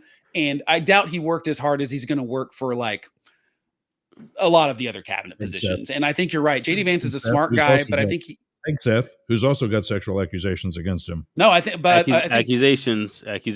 I hate accusations because everybody could accuse somebody of anything. Can we get proven stuff here? Okay, look, here's the thing. Accuse me of something that I didn't do. I think the police. And then you deny it, and you deny it, and then we put it in the news. I'm not long enough until you become toxic and poison to politically, and we distance ourselves from you. I think Hegseth's police report. I'm not paying you to stay quiet. Yeah, but I agree. I would never pay someone to stay quiet if I did not sexually harass them. However, I think the police report's pretty clear that he's a creep. But I think the police report is pretty clear that it was probably not a sexual assault situation. This was out? Yeah. Well, details of it have been out in the police report and to me, it's pretty much I think it. Look, I'm not trying to say I know what happened, but there's enough video evidence of them like walking arm in arm and whispering in each other's ears, heading off to the hotel room, to me that it does not look like there was a coercion situation to get a married woman back to a hotel room in the hotel that her husband's staying in. I think this, is he a creep? Yeah. I mean, he cheated on his wife and got someone pregnant, and then obviously was cheating on that person or not with that person while he was sleeping with this woman. Like, he's a creep, like, no doubt. I would not trust him with my daughters for obvious reasons, or my wife or anything. But I would say he's just also unqualified for the job because he's never managed tens of thousands of employees. But they're going to have those fights with him and RFK Jr. and Tulsi. I think they're not going to pick all three of those fights to fight, but I do think there are Republicans in the Senate that won't do either. I got to run though, guys. All right, man. Oh, you're running. You're running. I got to run in like 9 minutes. We're gonna leave Jurgs all alone. Yeah, I'm sorry. I was expecting to be. I'm glad I had you for as long as I did. You got half an hour by yourself. The whole 2 hours. Y'all have a good rest of your week. Then we're both gonna hop then, Jurgs, because I gotta get down to the gym before I get to my brother's house. All right. Well, he's going now, but you can reach Blake at thehomelessconservative.com. Check out his weekly download his weekly episodes of The Homeless Conservative. And at least 4 more years of that. Matt can be reached at Daily Crypto News. I learned a lot about crypto in the years of listening to that. And then also, you said that Deemer for Congress is still active. Matt at dailycryptonews.net and info at deemerforcongress.com. Happy Thanksgiving, Jurgs. Yeah, buddy. I'll see you next week. And for pizza, for the pizza episode, nice. Hell yeah, let's do it. All right. Well, those two are out. I'm still here for another 30, actually another 40. And I'll be back right after this. You're listening to Up the Middle, or watching Up the Middle, on the Mastiff Media Network. Do you have a podcast? Of course you do. It's probably one of the reasons why you listen to us. Well, I got something for you. Flowsend.ai. All you do is take your pre-recorded data, click, drag, and drop right into the inbox for Flowsend AI. Click a button, and out comes everything that you're going to need. From the transcript to content such as keywords, titles for your episode, the timeline, posts for LinkedIn, posts for Twitter, Instagram, other smaller platforms, all the things that it takes you hours to do in literally minutes. So go to flowsend.ai. Tell them Jurg sent you and get your subscription today. Worth every penny. Flowsend.ai.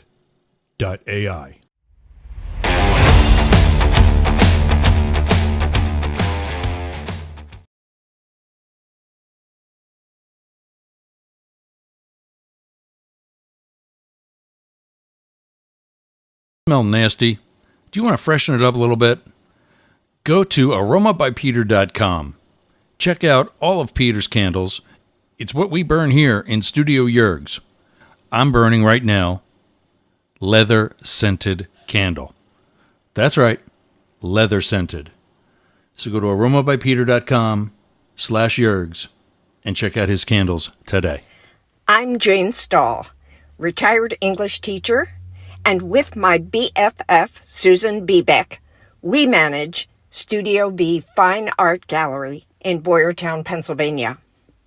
We showcase the art of hundreds of local artists, publish books of the poetry, prose, and art of local writers, offer classes, art parties, workshops, discussion groups, cater dinners. We've even hosted a wedding.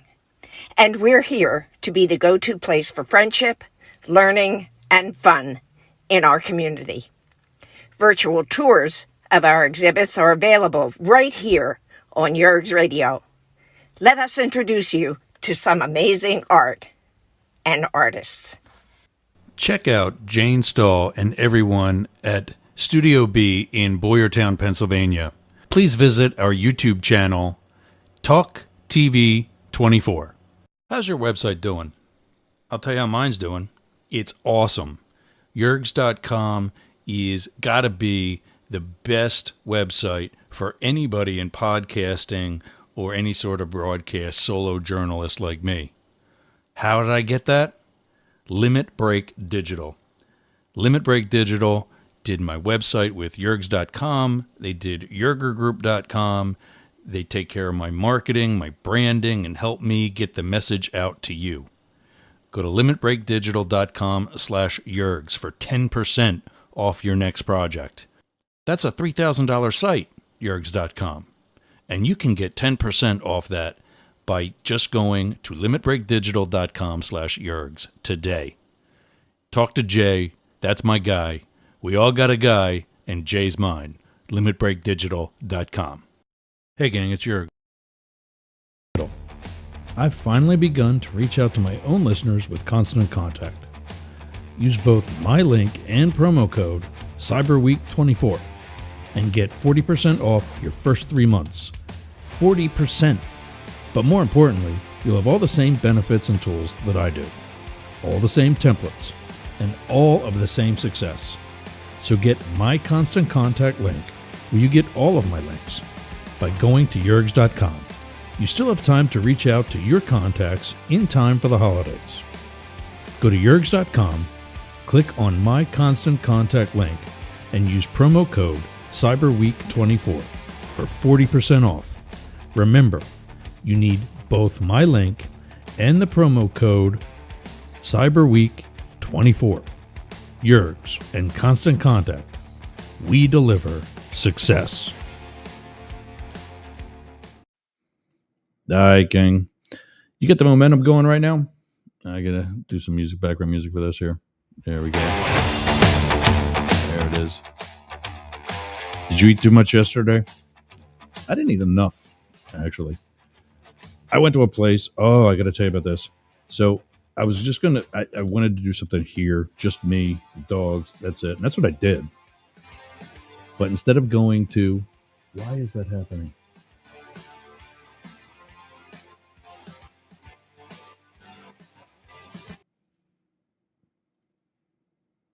It's coming on that one now.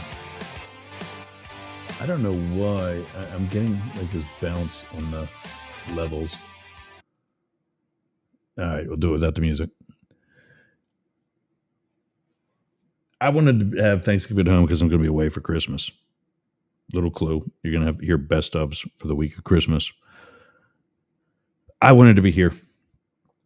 And so I was just going to go get like some turkey breast or something at Walmart or Save-A-Lot or Aldi, wherever I could find something, make it at home, make a little Thanksgiving dinner for me, the dogs, and that's it. Wednesday night, I go to dinner with my neighbors to a place called Hudson Grill. Hudson Grill, just east of Little Road on Denton Avenue, is a cool little place out in the middle of what seems like nowhere. They did a Thanksgiving dinner. Ham, turkey, pre-ordered meal. Like, this is what you're going to get on it. But the usual sides: stuffing, potatoes, cranberry sauce, corn on the cob. $20 a plate. And when I tell you plate, let's just say I'm having some for lunch today and dinner tonight. So check out the Hudson Grill on Denton Avenue, just east of Little Road in Pasco County. Full bar. That got my attention. And I'm sure it got yours too. Full bar. Great menu. Amazing prices. Hudson Grill, Pasco. So, for the rest of today, now that I got your ear about food and liquor, I'm going to make my point. I'm going to make my case for World War III. And that's what we're at right now. And Civil War. And the whole Hitler thing, it's just because he hasn't killed 6 million people, and by the way, it's 7. Just because he hasn't killed 7 million people doesn't mean he doesn't have a lot of similarities to Hitler. I've got it right there. Right there on my desktop is an entire college PhD dissertation on why he is the next Hitler. And so, again, we've got actual experts who don't give a crap about anything, anybody else's opinions or being swayed one way or another, saying, here's the deal. Here's how Hitler talks. Here's how Trump talks. They're the same thing. But more on that later. Civil war in this day and age is not happening with things like Pickett's Charge or Sherman marching to the sea. It's happening by billionaires buying popular and convenient and strategically advantageous. I got to make sure I'm actually, hold on one second. Strategically advantageous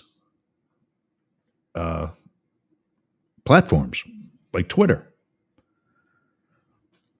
That's the kind of thing that's happening. The jockeying in the media, the use of people like Joe Rogan and Howard Stern, the expenses of $1 billion or more to try and gain favor with the people.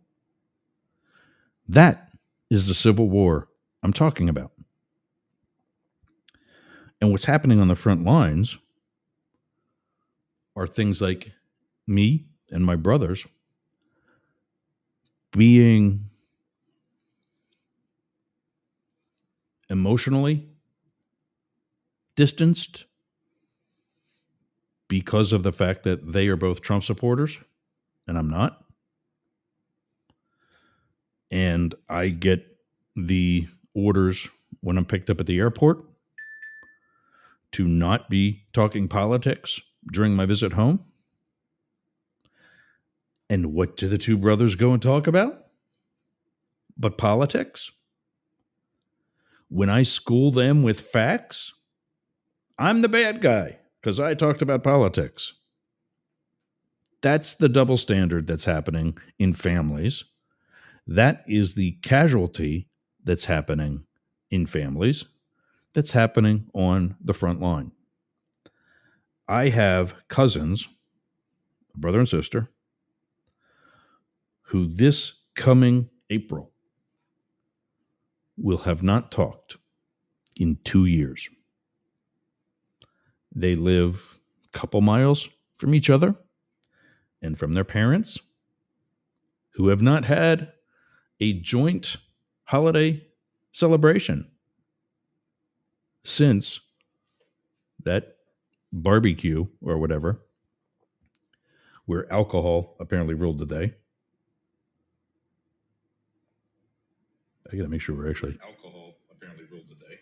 There we go. Okay. I don't know what's happening with the one channel.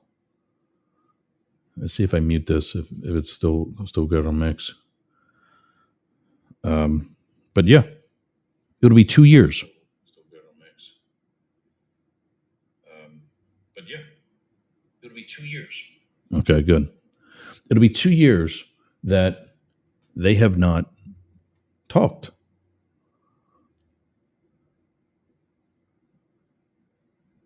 I don't know if the Discord's happening too.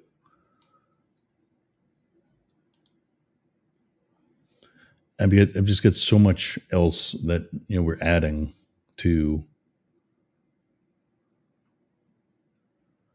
I can actually do, but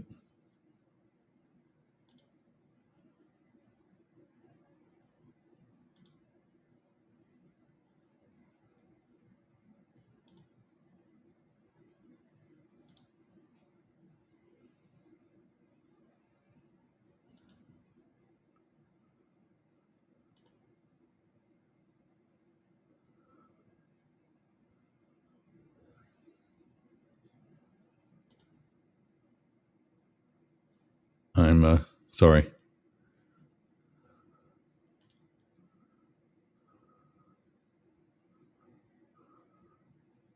I'm just doing some things on. All right. Anyway, it'll be 2 years that they've talked. How is that healthy? How is that good for a country? How is the continued divisiveness that Trump puts out still accepted, other than he's made it cool, other than I said previously that he's made hate legal. I think more importantly, he's made it unfortunately acceptable that this divisiveness, that political discourse and discussion is too often including name calling and attacking, verbal attacking of the other side. And to be clear, I have drastically distanced myself from Trump supporters because of the fact that all that he does is harvest or sow seeds of hate and divisiveness, division, and hypocrisy. He's crying about lawfare and goes on to do what? Have Vivek Ramaswamy and Elon Musk. I got to show you that bit sometime. I found a comedic thing on, I don't know, TikTok, YouTube, whatever, where the guy we fast forwarded to 2029, and it's now King Trump. He's divorced from Melania. Ironically, Elon Musk has embraced trans, like his daughter, and is now a woman and is known as Queen Elonia. And it's all of the legitimizing of the things Trump wants to do now. And how we are saying, oh, but it's going to be okay because of this, or okay because of that, or, oh, well, that's just Trump. Ironically, the guy is saying all the things that are being said now. And at the end of the video, the guy starts crying after he admits that he's glad he's not taking orders from a black woman. And he starts crying and says something, I want Kamala back or something like that. I don't remember. But basically, it's the buyer's remorse that exists now. Oh, my face itches, sorry. But that's coming. We'll talk about Trump plenty over the next 4 years. Civil War and World War. Look at the news alert that I gave in the first hour. North Korean, or excuse me, that was Chinese and Russian jets breaking the air perimeter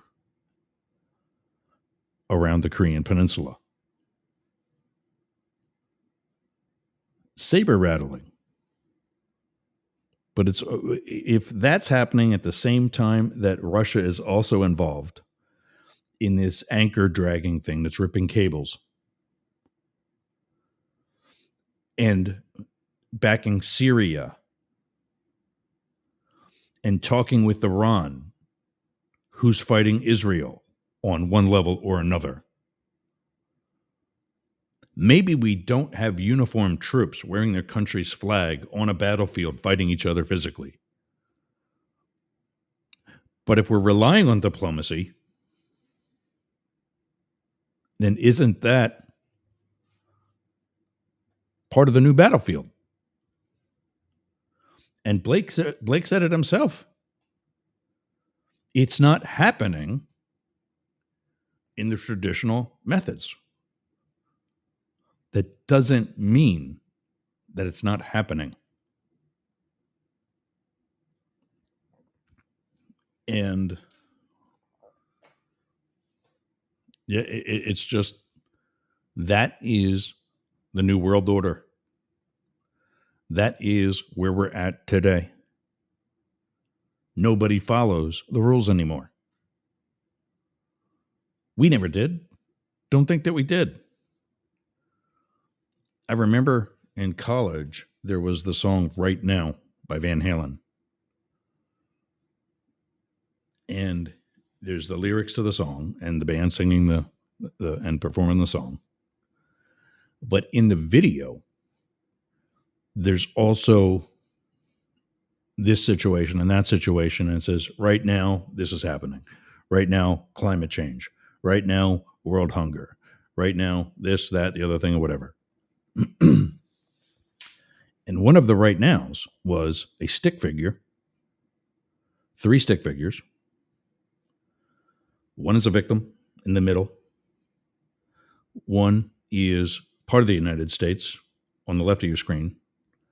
And the other on the right of your screen is, and I'll go to your right, so how you're seeing it, is another United States person down on their hands and knees, standing behind that person in the middle. And all of a sudden, the person on the left of your screen pushes the person in the middle over top of the person that's behind them. And that caption read, right now, our country is doing things that we blame other countries for. Black ops. Illegal activities within the intelligence community that get the results we're looking for. I'm not saying that's wrong. What I'm saying is it exists.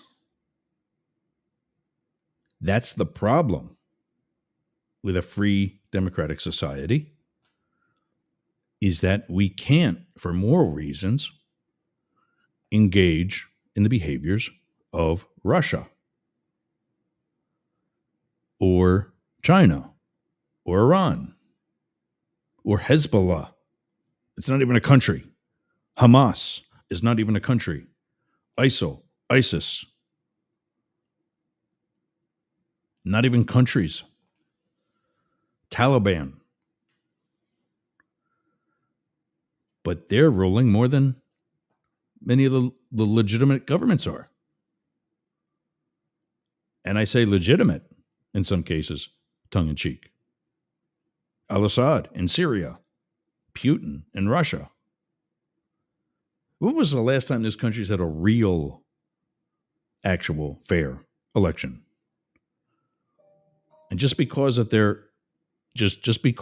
their society is not used to it, and as such probably doesn't know how to take part in it,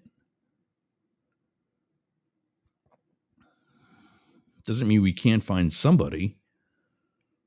If they're used to an autocracy, a monarchy of some sort, a dictatorship, maybe we talk about things like dark web or what are they calling it? Whoever the people that really run the government. Maybe that societal commission of foreign countries helps say, this guy is going to be a better ruler of Iran, Syria, Russia, wherever, to keep a dictatorship in check. But we have all these countries that exist now, and the organizations that are funding them, supporting them, operating on their behalf, engaged globally in all of these different types of activities. That is World War in 2024. You already have the interlinked relationships. You already have the assistance that you would expect to see with uniformed troops on the ground. World War II was happening, and it was called as such before we got in it, before Pearl Harbor, before we sent troops to Europe. And how did that happen? Pearl Harbor, that today we know the Roosevelt administration knew was coming. That, in fact, it wasn't a surprise at all. What are we going to learn about the accusations happening about 9/11? And what I'm saying is, the sooner we embrace the fact that times are changing, the fact that you don't need blue versus gray to realize that it's already red versus blue, with purple being the border states of old, or the Switzerland of previous generations. I'm getting dings and dings and dings. I didn't put the phone on vibrate for today. Times are changing. But the more things change, the more they stay the same. You've heard that before. I think I am out of... Yeah, I did all the ad spots. Well, look at me making money. One more, though. Later today, finally, I'm getting back into a better life schedule. Momentum, fitness, and wellness. I'm getting off this ass, out of this chair, and into the gym. Even today, if it's just for stretching, which I need to do desperately. I'm going to be doing it at Momentum Fitness and Wellness on US 19 in Bayonet Point, Jasmine Estates, just before, as you're heading north, just before the Arby's, just after the U-Haul.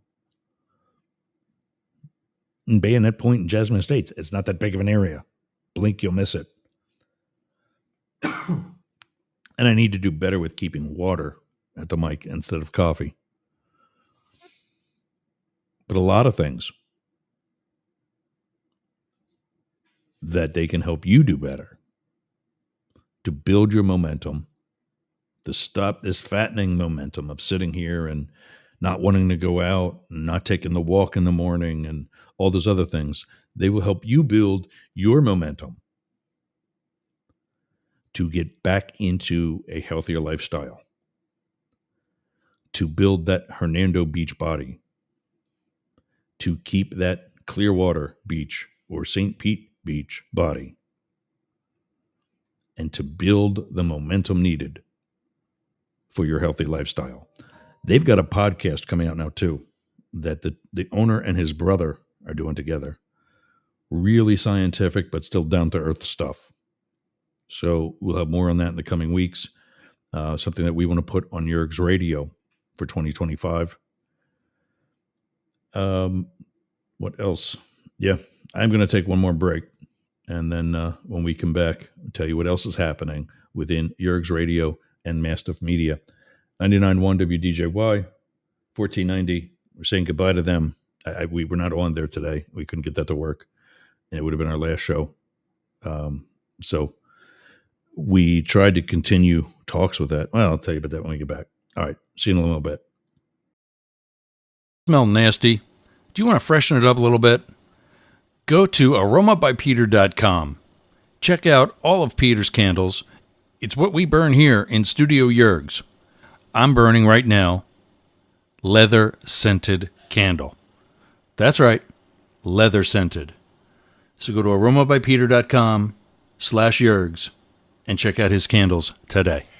I'm Jane Stahl, retired English teacher, and with my BFF, Susan Bebeck, we manage Studio B Fine Art Gallery in Boyertown, Pennsylvania.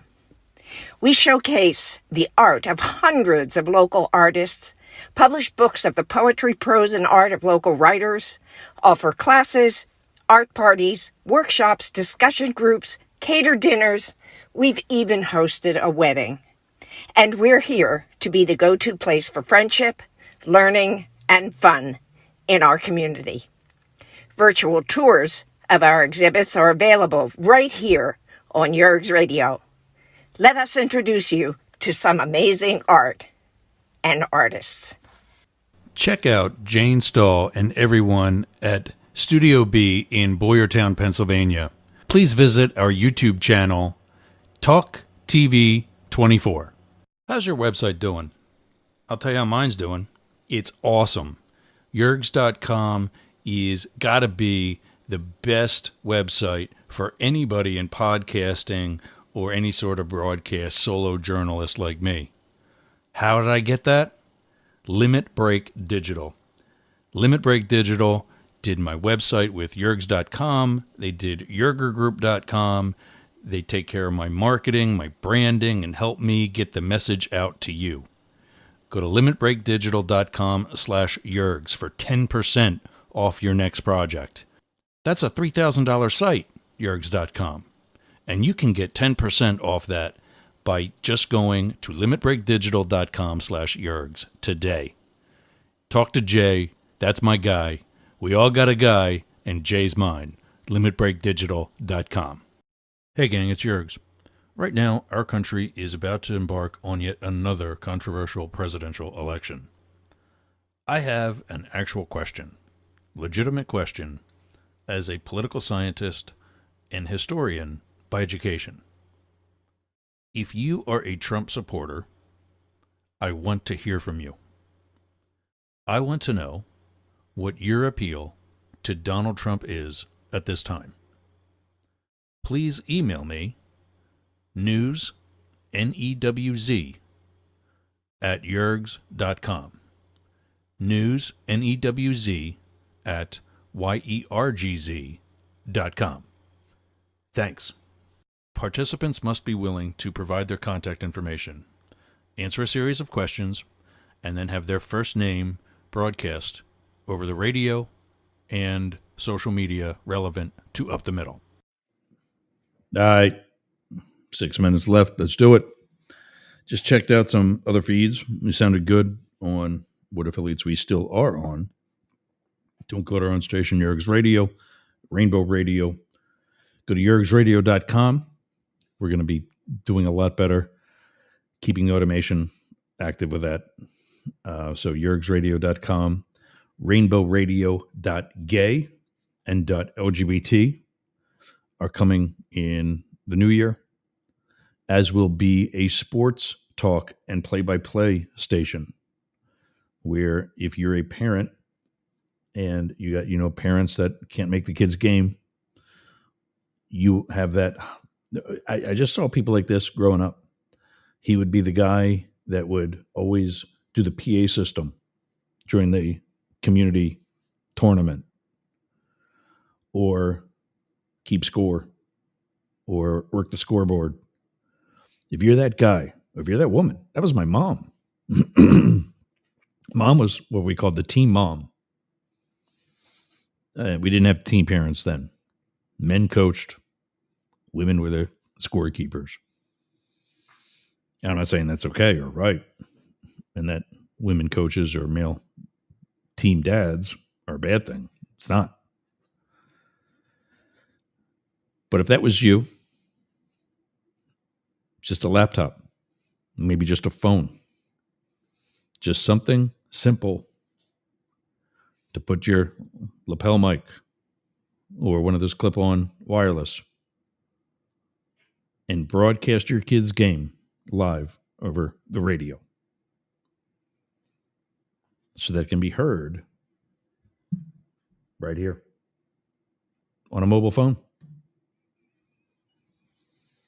That's what we want to bring to amateur sports in 2025. Also, in the next 4 minutes, I'm going to be looking at the rates I told you about self-syndication.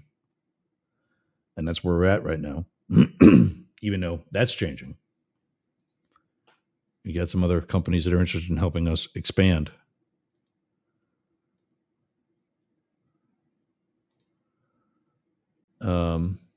Yeah, there we go. That's for today, for December.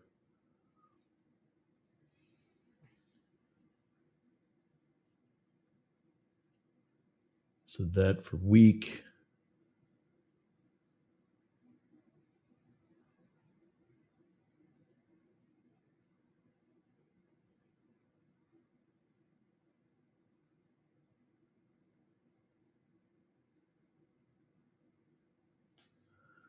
So, I mean, I don't have a car payment. That's per week. Ugh.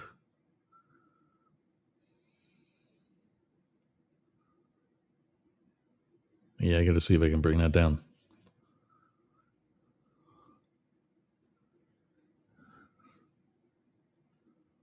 Let's see what we can do.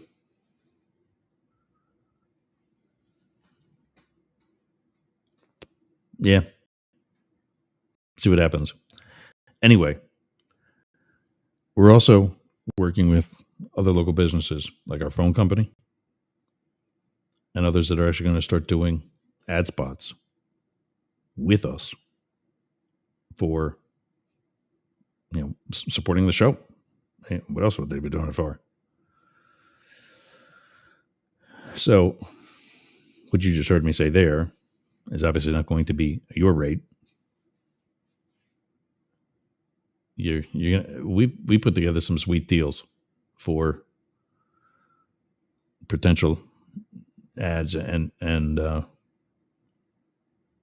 yeah, I gotta talk with her and find out what the listenership is and follow up with the other. We're talking with a company called Voice America. I got to put that on, open a tab for that so I remember to do it today.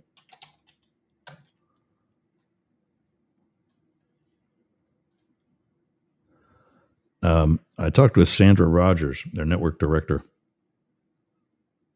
and she's real interested I kind of expected an email back by now, but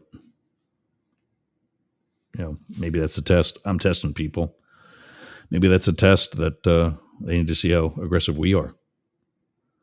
And that's going to be part of the negotiation with the Tan Talk Network is I got X amount of dollars. Yeah, here's what I want. We got to try to make this work a little bit better than just you giving me rates.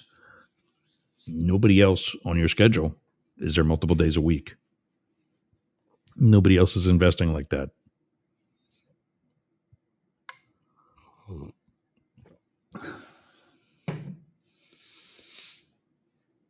Yeah.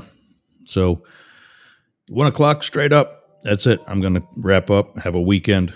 I will see you on Monday where Jane joins me for second hour, where we do both sides now. And then it'd be just me for the first. You're listening to the Mastiff Media Network. This has been Up the Middle. Thanks for going with us up the middle and running with the big dogs. Have a great weekend, everybody.